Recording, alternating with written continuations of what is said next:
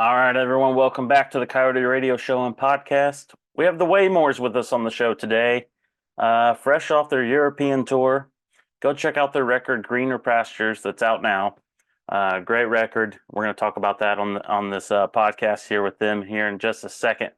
Super thrilled to have them. It's a long time coming. So, yeah, we'll get to that in just a minute. Got to give it up to the sponsors. We got the Bar Distillery down there in Kentucky. Best bourbon around. If it's not Kentucky bourbon, it's probably not even bourbon in my opinion. So check out their website and hit them up for all your cocktail needs. And the Duke's Indy, got to give it up to them. We've been working together quite a bit here now, and it's been a good time. DukesIndy.com. If you're in the Midwest, want to see a show, the Waymores were just there not long ago. Best honky tonk for sure around. So check them out, DukesIndy.com. And one last thing I want to mention too is the Pickin' in the Backwoods Music Festival, August 16th and 17th in Southern Indiana. 2 days, 20 bands. Let's bring your own beer, free camping, free parking. Everything's included in the ticket. Very limited number of people are allowed to come. So better get the tickets before it sells out, because it will sell out. Just don't know when. But it's going to be a hell of a time.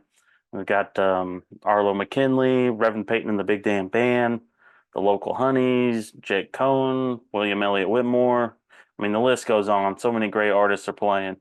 But the link's there in the description. If you want to take a look at that, all the details are at pickinginthebackwoods.com.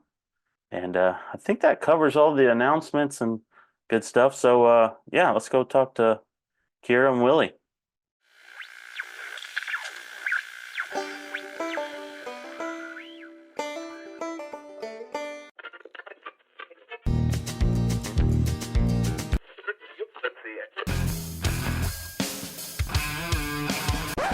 All right, welcome back to the Coyote Radio Show. We got some friends with us, some good guests. The Waymores are with us. That's us. Hi. Willie, how you doing? Doing good. Road worn and weary. Yeah, always. Yeah, you guys have been hard at it, to say the least. Yep. Yeah, I think we're We have. always hard at it. I think I was gonna say we've been hard at it for years now, Yeah. but I think this year is a little bit. I was just talking with a friend of mine about this. The tours are a lot longer this year. Our youngest just moved out last year and started college, so this year we're just we never have to come home. So And we're hardly ever home. we're not coming home a lot this year, which is it's kind of Thank nice. God It for has our its fun. mother-in-law and friends that take care of our animals Yes. while we're gone. Yes. Because those poor critters never see us. Yeah. Yeah, it's more their pets now than yours. Yes, Yeah, exactly. absolutely. Exactly. The guy that our friend that keeps our dog while we're gone, it's like, man, she's your dog now. I don't know if you noticed. Yeah. I don't know if you And noticed. she hates coming. She home. hates coming home, man. These fools are so right. She's excited for a minute to see us, but then she's like, "Oh God, I got to go to y'all's house." Yeah. Yeah. It's usually only for a day or two. She has to be miserable with her parents and then has to go back to the famous dog sitter. That's hilarious. Well, thank you for taking the time to be on the show. Absolutely. It's about always time we got hectic. on. Yeah, really. Yeah. Let's start at the beginning. How did this whole thing form? Like, how did the band form? And the name itself alone I'm sure people are like, oh, the Waymores. Yeah. Yeah, the name itself is an interesting story too. But so Willie and I have been a couple for about this month it'll be 16 years. Oh, we almost missed it. I was like, oh, we missed it. So April 27th, it'll be 16 years. But we just started playing music together. We started touring together in like 2018. But we'd started it. We started a little bit, 17, a little bit earlier than here and that. there. He had his own full band. I had my own full band. We had separate careers, and we would go off on tours with our separate full bands, and we'd come home and we'd both be broke. And we were like, why don't we just like do something around town a little bit to not be so broke all the time, to make ends meet. And so we started doing that together. And at first it was just our names and the record label that now we're both on, but he was on at the time, was telling him like, you can't oversaturate your name this much. With these bar gigs, with these just a little patio bar, gigs, yeah. And so we decided to call it the Waymores. We're both big Waylon Jennings fans. And that was Waylon Jennings' nickname growing up was Waymore. So I was a little bit tipsy on our front porch one night and Willie came up with the name and I agreed to it. I'm not real happy about it now. I still love it. I don't love the name. I love Waylon Jennings. I love the brand that we've created, but I don't love the name. But Willie always likes to remind me, you said yes.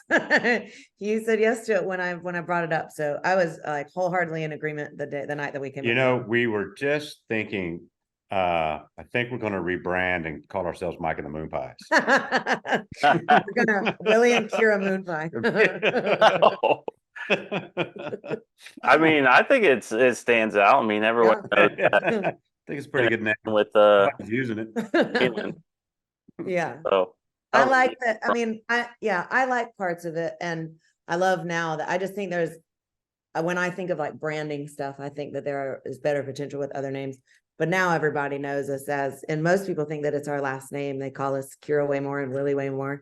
yeah. So that's something that, you know, I'll take being known as that. And, you know, when we started doing this, we didn't expect this to get traction. We just thought we'd be doing little bar happy hour gigs, you know, something to make some money to pay the bills. You know, we didn't expect this to turn into a touring thing, you know, to get any feet underneath it. But we did a little video and we covered John Prine and Iris DeMents in spite of ourselves. We did a little video of that down at our family farm of us covering that, you know, and it got some traction. And next off that little video, we started getting some requests like in Arizona and some other places to come and perform. And like, what the hell, let's book a tour. We did that in 2018 and we just never stopped. We didn't even have a record. We just had that song. Yeah. You know, so we came in off the road long enough to make Weeds our first album, and that's how it started. But we never thought it was going to be anything but just a patio band, you know? Yeah. Well, that's great. I mean, I'm a fan and I've seen you guys perform. Your live performances are great too. You're almost having too much fun up there. There's so many bands that get up there like, another gig, another night, and they're just, I'm sure that happens for everyone, but you guys always seem to just be having a good time and makes the crowd feel, you know, good too. You know, I'm always grateful because man, I've done some pretty hard jobs to make money, you know, a lot of construction shit, and I've had to dig more ditches than I care to dig. And so anytime, man, we're playing music and making $1, I'm always, even if the show's dead, I'm happy as shit to not have a shovel. You've never had a dead show. I'm happy as shit to not have a shovel or a hammer in my hand, you know? So we try to stay pretty appreciative for what we have. I mean, everybody has bad days at work. So there are definitely times when like right before we hit the stage, we're like, oh my God, I would rather be in my bed right now. But then once you get up there and it is fun, you know, and we get to do this together, which is super special. And now we're starting to do some more full band tours. So we'll have a bunch of people behind us and that'll be really fun. And yeah, we just did Europe with the full band, and we're about to go. We're going out with our buddy Zach Austin for like a week. And that's acoustic run, acoustic run, and then we're picking up a full band, a band called the Victrolas out of the Mobile, Pensacola area. They're an incredible band, and they weren't doing nothing at the moment. So we were like, y'all want to back us up? And they said, let's do it. So it's a great thing, you know. We're very excited about that run. We've got a few runs planned with them for this year. So we're stoked. You know, it's not that it gets boring with the two of us, but sometimes it gets boring with the two of us. So, sometimes it's good to challenge yourself. You know, it was great to, you know, I love doing it acoustics, my favorite way. We're unbridled. You know, we know so many songs, we can play whatever. And when you get a full band behind you, you're kind of limited, but man, it's like, you know, it's like the difference on stage wise is like going from horse and buggy to a hot rod, you know, when you've got a full band behind you, you know, there's just a lot of energy behind you. And it just, you know, every now and then you need that little shot of honky tonk adrenaline. Oh yeah. So when you say full band, what kind of instrumentation are we like? Pedal steel and in the American version? So when we were just in Europe, we had our band over there they're all from Brazil. And some of them live in Berlin now. So that's where we started the tour. But we had just bass, drums, and lead guitar over there. But our American full band has steel, mandolin, fiddle, mandolin, bass, lead guitar, and drums. Yeah, 2 lead guitars. So the steel player also switches out between telly and steel, and the fiddle player plays mandolin and fiddle. Yeah. And the lead singer, Jim Hamilton, Yeah. is also an incredible, accomplished guitar player. So it's like we just have Yeah, we got a lot of guys that can do talent a lot of coming out of. things. Yeah, we have a big band. Yeah. It's five. Yeah. There's Seven- five guys. 5 guys and us. So Five 7 guys and people. us. So we're on the road with 7 people. That'll be a blast.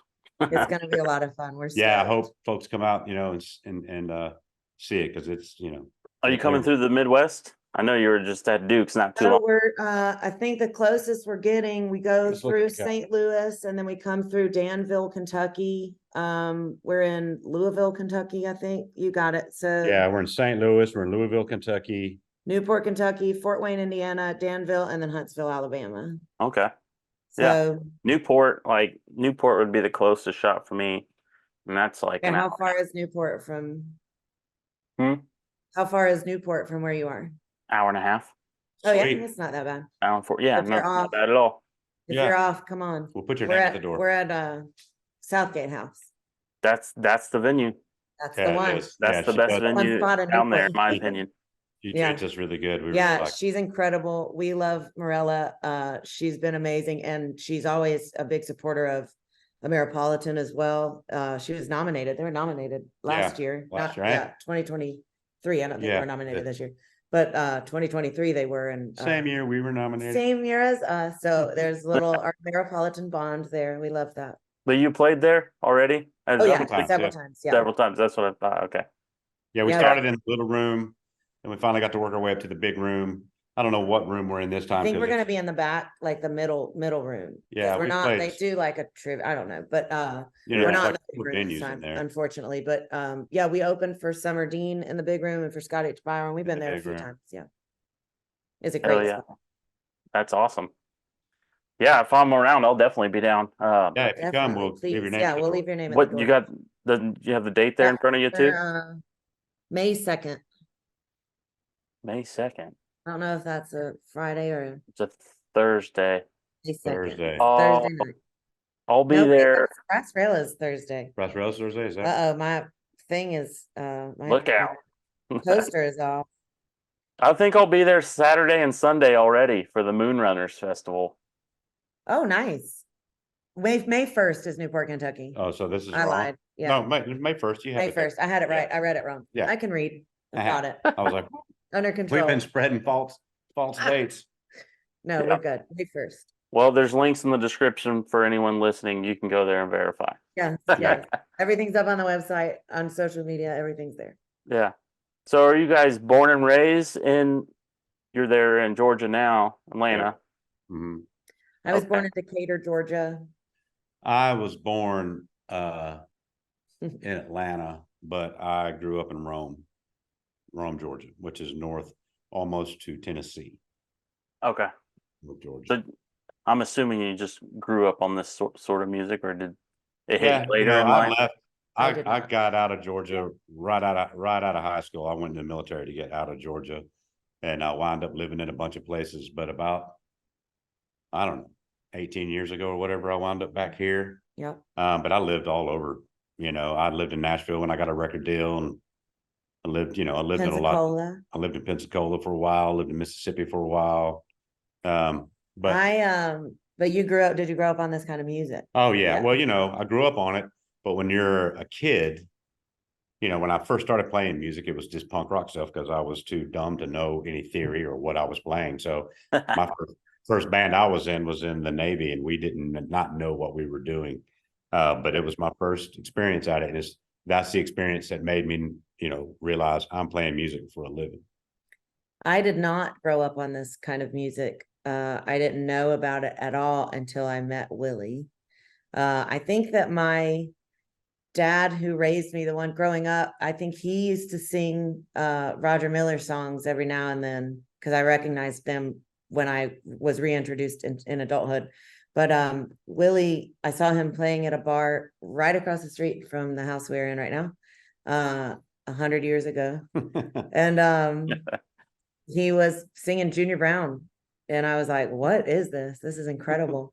And I just wanted everything on the stage. I wanted him and the music and I wanted him, the music. all of it. I was like, who's that? What's this? Give me What am that I guitar right now. doing? I know, yeah, let's do this. So I I did get a guitar. I watched Willie's hands on stage. I learned 3 chords, and we became part of this. Well, that's how we met originally. Mhm. Was we were part of this big ensemble called the No Count But Blues. when I met you there, It was that just a night, Willie I Heath wasn't Neal part show. of the, yeah, that was just a I Willie didn't, Neal yeah. show. So, but where we actually met, we were both, there was this big ensemble that we were both in. It was an Opry style thing. Like I would play upright bass on some songs, I would sing on some songs and play guitar, and she was the female vocal lead in it. She I wasn't didn't know the how to first. play music at She all. wasn't the first. There was another girl in it who was a train wreck, and I told those guys, like, if you want me to be part of this, that girl has got to go because she's embarrassing. And so they got Kira to come in and be, who was a locally, she was the local favorite. Everybody's like, "Oh, you're gonna love Kira," and I sang in like a cover.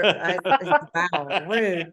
I sang in like a cover band with my brother, and it's just, he and I, and the night that I met Willie, after I saw him and was immediately in love with him, I went and sang there at that same bar like a week later, and was like, oh, I'm gonna sing and make him fall in love with me too. That was not the he did not like me or what I sang or anything about me. He definitely didn't want a girlfriend. And I was like, this sucks for you, brother, because I'm it. I am her. She is me. And I won him over. Finally, he was like, he wasn't mean. He was totally mean.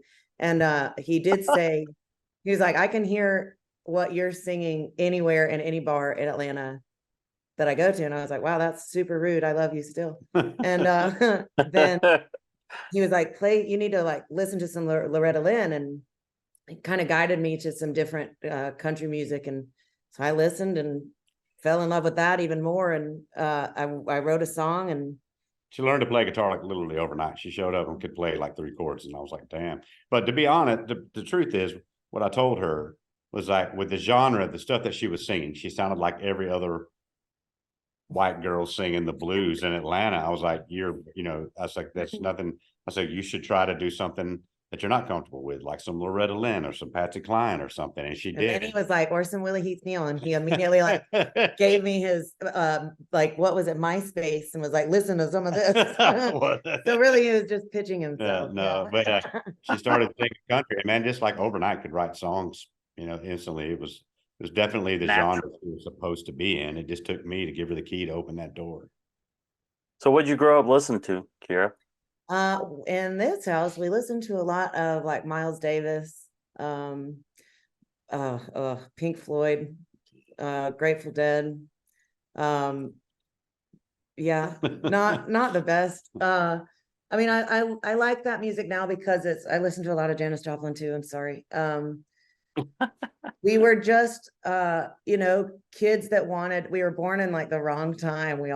My brother and I both, and all of our friends just wanted to listen to like 70s rock stuff, When you're young like that, you're supposed to listen to and so a lot of things. and You're not supposed to be very liberal with your music and my taste, brother is older than me, so I just like wanted to be his buddy all the time. So I was like listening to anything he was, and he was he is an incredible musician, but he always kind of made it look unattainable because he was like, just really like playing the hell out of it. And so I was like, oh, I could never do that. And then that style of music wasn't really something that I ever wanted to play. And then when I heard country, I was like, this is something that I can do, and this is something that I really like relate to and want to do. And then when I started writing, it just kind of came out that way. And Willie's right that it just, he just kind of opened a door, and I was like, oh, what? She came in guns a-blazing. But when I was growing up, my mother, I knew the country stuff from my mother, who was a failed country singer. And my just like us. And my grandfather, every Sunday morning would be listening to bluegrass gospel. But my brother, was turning me on to Kiss and Thin Lizzy. Thin Lizzy, most of all, was a big part of my, but then, in school, my friends are listening to the Misfits and stuff like that. And I had friends listening to Metallica and stuff too, but that stuff never took. I always loved the Misfits, and I listened to some Misfits. I love that stuff. It was, I always grew up an Elvis fan, even because of my mother. When I heard the Misfits, I was like, "Oh, this is like Elvis had a punk rock band." I love it, Yeah. So I grew up with a hodgepodge, just like I think all young kids should. I'll never forget when our daughter was young. My daughter from my first marriage, and she left her iPod in my truck one time, and that was so special. and I remember, finding it, her calling me and me finding it, looking through and seeing, of course, there's all the stuff that, a 12-year-old girl would listen to, but there was also Johnny Cash in there and Hank Williams and Elvis Presley. I was so proud. And some Willie Heath And Mullins. so, I was so proud. I'm like, oh, Yeah. I am getting through to her musically. You can't tell, and one of the things I've got better about with music is whenever somebody's listening to something that I don't like, instead of, I used to be just so harsh about it. Oh, they suck. And it's like, that's enough. It's like, it's like, hey, I don't get it. I don't relate. Music is music is subjective, sure. so I've learned so that was one of the things, I learned to do with my daughter is not go, oh, that music sucks. Just be like, I don't understand it. It's not music for my generation, kid. We still do that to our son though. Yeah, we do. It's like, that is Rush, terrible so. taste. So, What's he listening Get him a little bit. He has great taste in music, but he still who listens to doesn't Rush, listen to so. Rush? Girls. I've seen Rush in concert. Do you like Rush? No. Someone one gave of me a Calvin's free buddies. ticket, and it was like in one of the suites where they give you free food, beer. I'm Nice. like, go. Yeah. It's like when My a dad Calvin likes rock them. and roll. It's Rush. Yeah, it's very It's very technically brilliant, but I don't think there's any soul in it.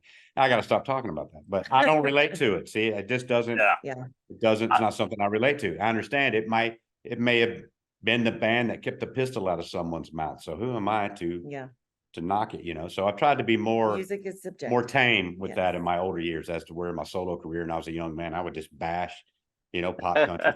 One side and the other, and that stuff deserves bashing, but but we're not gonna. But I'm not going to be the guy that does it. Yeah, I know what you mean. I have this poster, and it's on my T-shirts. 0 tolerance for corn dick pop country. So I just don't like pop country, right?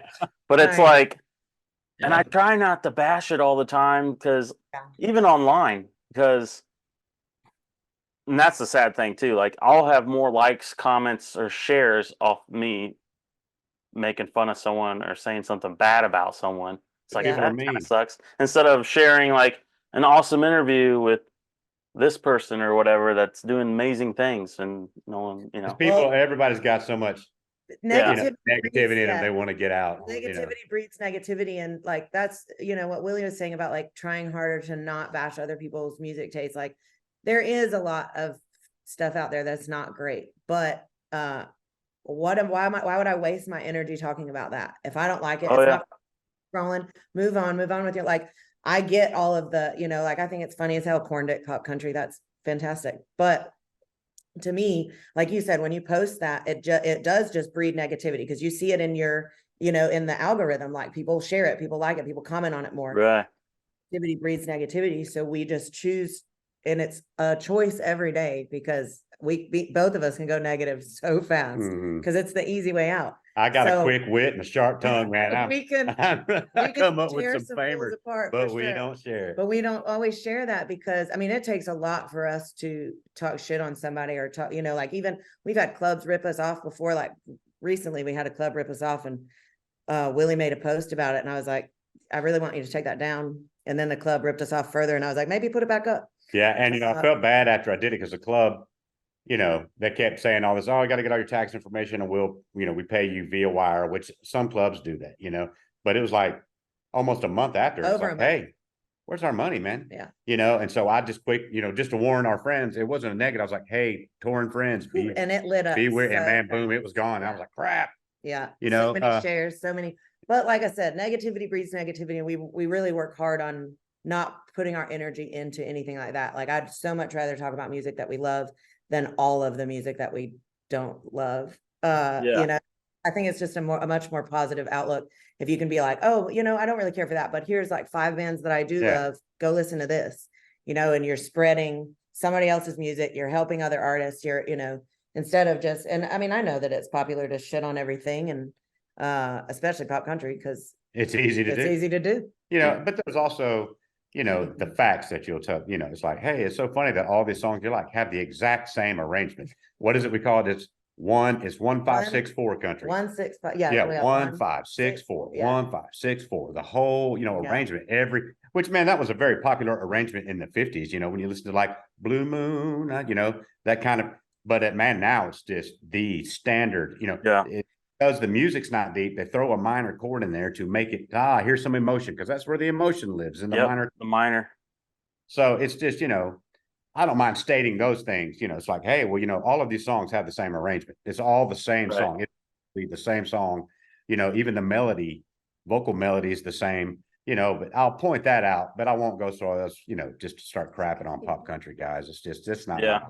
I'm not that old. I'm just not that mad anymore in my Yeah. older years. My life is pretty blissful, actually. I got a good wife. I Because of got a me. Mainly good because of life, me.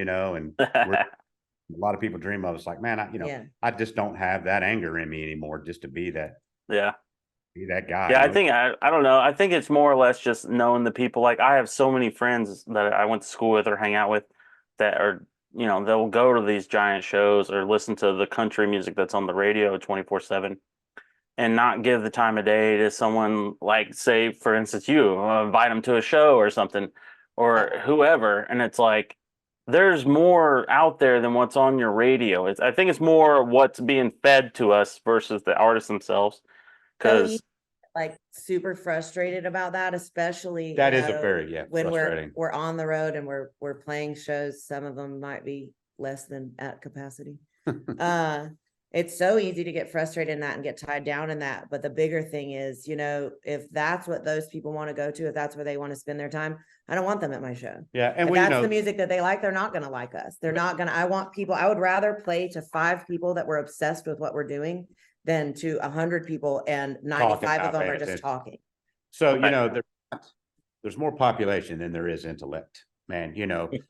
People gotta turn on the TV. We used to be, used to make the joke, oh, you got to turn on the TV to see who you're going to be today. What are you going to wear? What do you know? Now it's TikToks or whatever, those people that go to fly to those herd shows, that herd mentality, those people they have no real taste on their own. I'm saying that I should not say that, but it's like they want to go just because it seems popular because there's so many more people have bad taste than good taste is what I'm trying to say. It's like there's not enough like for the population. Yeah. Our dog is losing her shit because it's raining. So if I lean off screen, that's why.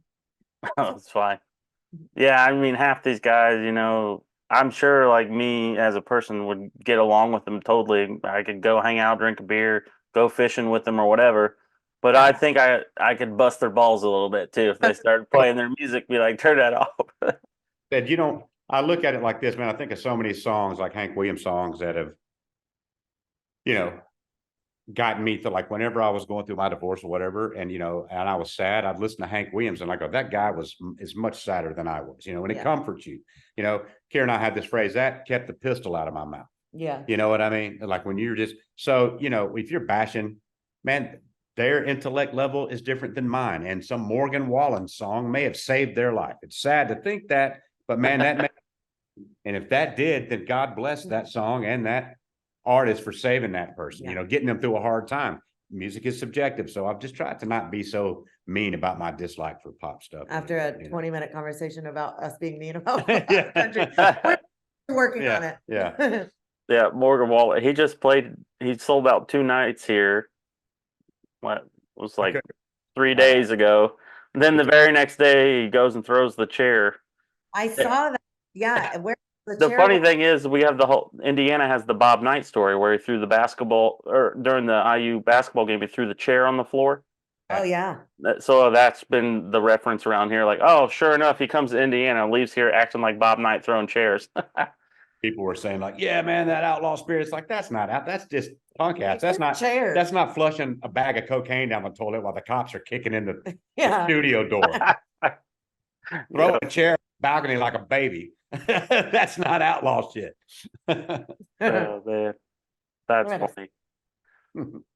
So right now you have Greener Pastures out. Yeah.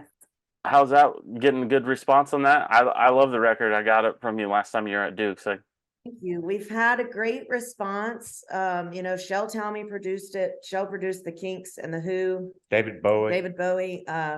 He is like 86, 87 years old now.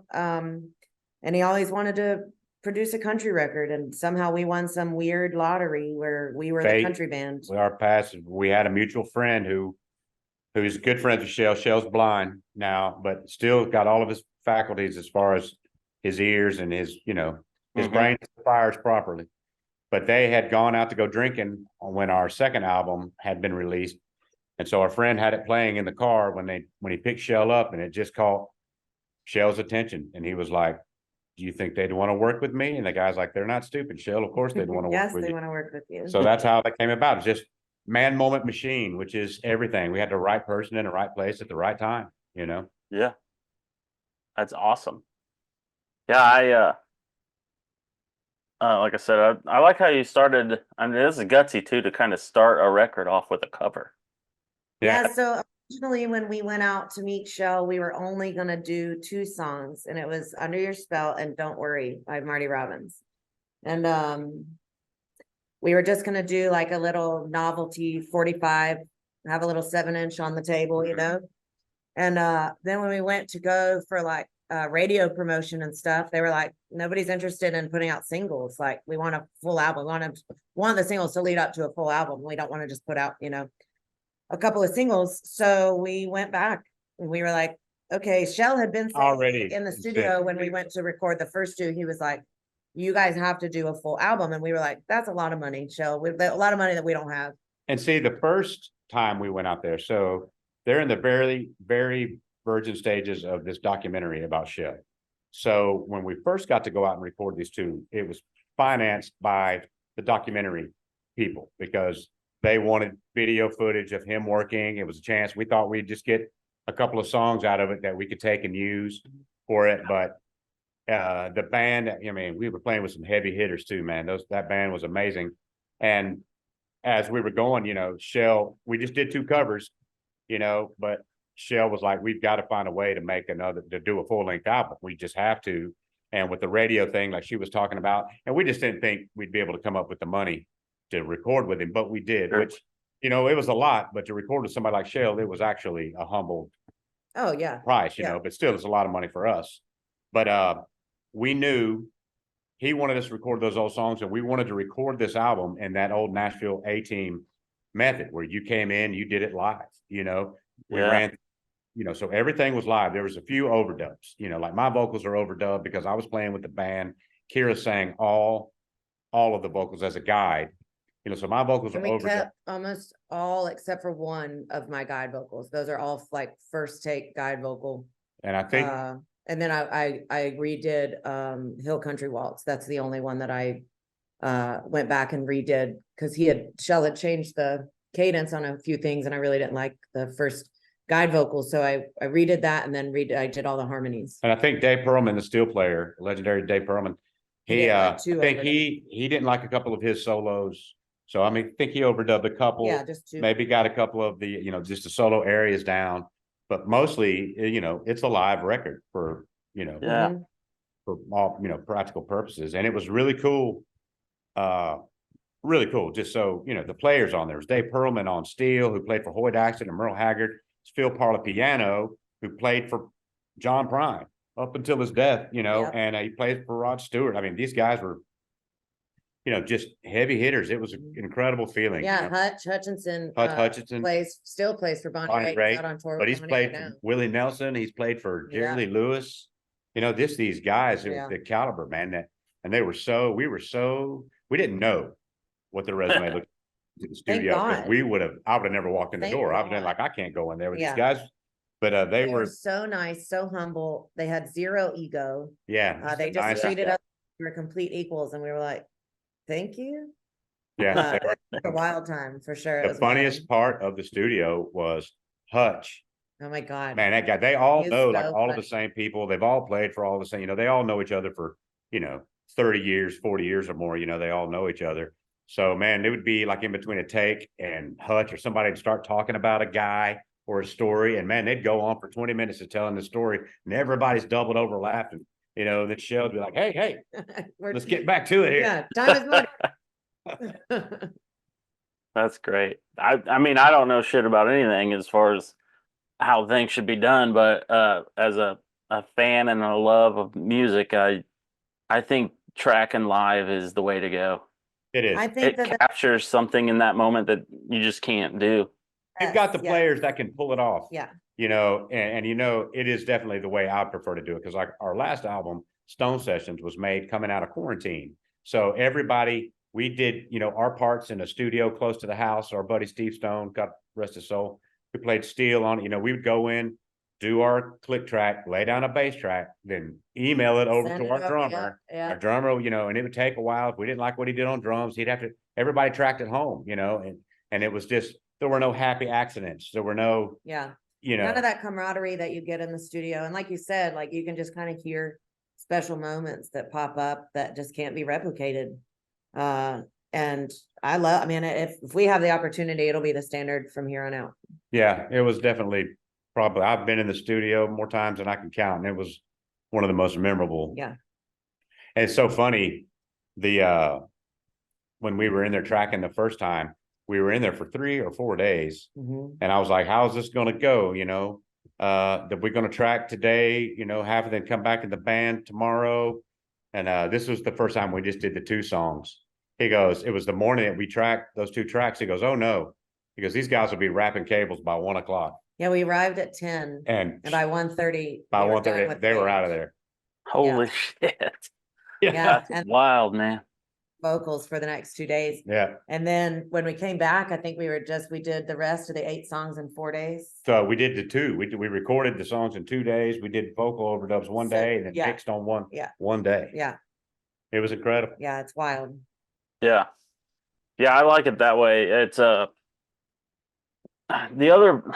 other processes out there, I feel like you can overthink it too much, overdo it. Yeah.